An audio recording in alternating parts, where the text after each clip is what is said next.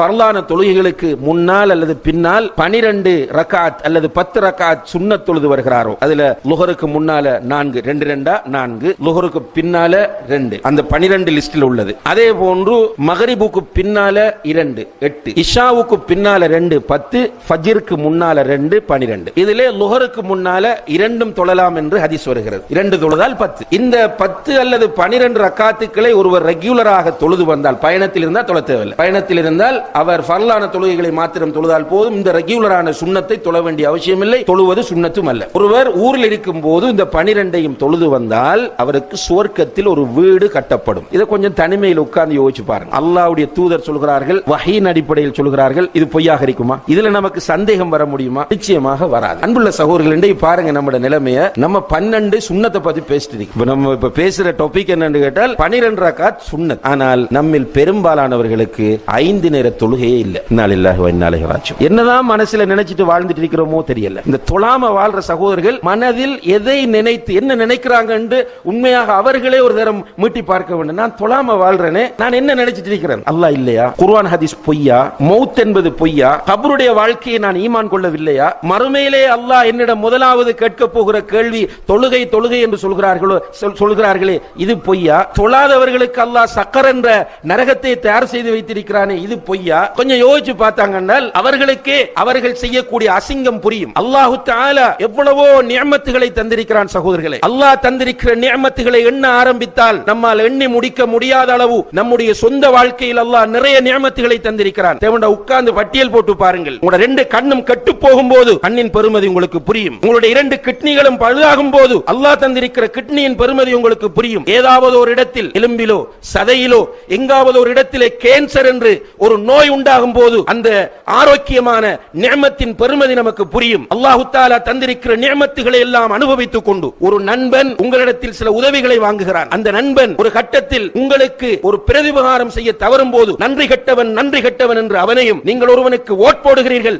அந்த ஓட் போட்ட அவன் உங்களுக்கு சேவை செய்யாத போது அவனை நன்றி கெட்டவன் என்று திட்டுகிற நீங்கள், உங்களுடைய மனைவியை நன்றி கெட்டவள் என்று திட்டுகிற நீங்கள், உங்களுடைய ரப்புக்கு நன்றி உடையவர்களாக இருக்கிறீர்களா கெட்டவர்களாக இருக்கிறீர்களா என்று தொழாதவர்கள் கொஞ்சம் யோசித்து பாருங்கள். கண்ணியத்திற்குரிய சகோதரர்களே, தொழாதவர்களுடைய நிலை மறுமையிலே மிக பயங்கரமானது. தொழக்கூடியவனுக்கு அல்லாஹ் வயல் என்ற நரகம் என்று சொல்கிறார். நல்லா யோசிச்சு பாருங்க. ஃபவைலுல் லில் முஸல்லீன் அல்லதீன ஹும் அன் ஸலாத்திஹிம் சாஹூன் அல்லதீன ஹும் யுராஊன். தொழுது கொண்டு தொழுகையிலே பொடுபோக்காக இருக்கிறவர்கள், மற்றவர்களுக்கு காட்டுவவர்களாக தொழுகிறவர்களுக்கு வயல் என்ற நரகம் என்றால் தொழாதவனுடைய நிலையை கொஞ்சம் யோசித்து பாருங்கள். ரசூல் ஸல்லல்லாஹு அலைஹி வஸல்லம் அவர்களுடைய காலத்தில் ஒரு கூட்டம் இருந்தார்கள், மிக டேஞ்சரான கூட்டம். ரசூல் ஸல்லல்லாஹு அலைஹி வஸல்லம் அவர்களுக்கு நிம்மதியை கெடுத்த கூட்டம். உங்களுக்கு தெரியும் அவர்கள் யார் என்று? ரசூலுல்லாஹி அலைஹி வஸல்லம் அவருடைய மனைவியின் மீது களங்கத்தை உண்டாக்கிய அந்த கூட்டம். ரசூலுல்லாஹி அலைஹி வஸல்லம் அவர்கள் வெளியூருக்கு போயிருந்த நேரத்திலே அவர்களுக்கு சதி செய்வதற்காக ஒரு பள்ளிவாசலை அமைத்த கூட்டம். யார் அவர்கள்? முனாஃபிக்குகள். இந்த முனாஃபிக்குகளை பற்றி அல்லாஹ் குர்ஆனில் சொல்லும்போது ஃபி தர்கில் அஸ்ஃபலி மினன் நார், நரகத்தின் அடித்தட்டில் அவர்கள் இருப்பார்கள் என்று அல்லாஹ் சொல்கிறான். நரகத்தின் அடித்தட்டில், அதாவது காபிர்களை விட கேவலமானவங்க முனாஃபிக். கண்ணியத்திற்குரிய சகோதரர்களே, இந்த முனாஃபிக்குகளும்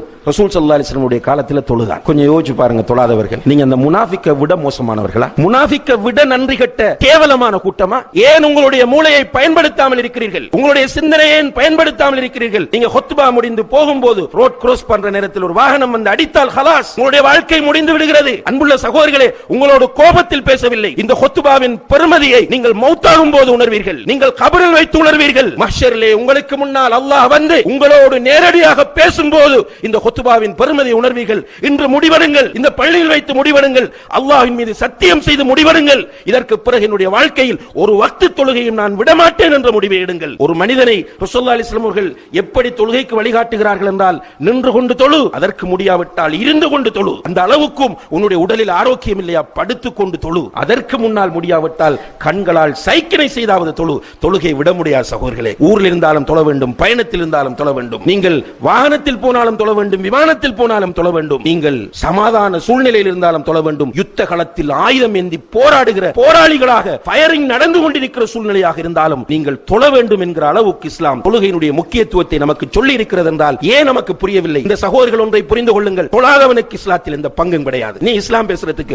உனக்கு எந்த ரைட்டும் கிடையாது. பேசாதே, நீ நரகவாதி. ரசூல் ஸல்லல்லாஹு அலைஹி வஸல்லம் அவர்கள் சொன்னார்கள், அல் அஹ்துல்லதி பைனனா வ பைனஹும் அஸ்ஸலா, நமக்கும் அவர்களுக்கும் இடையில் உள்ள வித்தியாசம் தொழுகையாகும். தொழாத நீ இந்த உம்மத்தில் நீ ஏன் கவலைப்பட வேண்டும்? முஸ்லிம்களை பற்றி உனக்கு என்ன அக்கறை? முஸ்லிம்கள் பார்த்துக் கொள்வார்கள் அவர்களை. தொழாதவனுக்கு இஸ்லாத்தில் எந்த பங்கும் இல்லை என்று உமர் இப்னுல் கத்தாப் ரலியல்லாஹு அன்ஹு அவர்கள் சொன்ன கட்டத்தை கொஞ்சம் யோசித்து பாருங்கள். சாதாரணமான ஒரு கட்டம் அல்ல.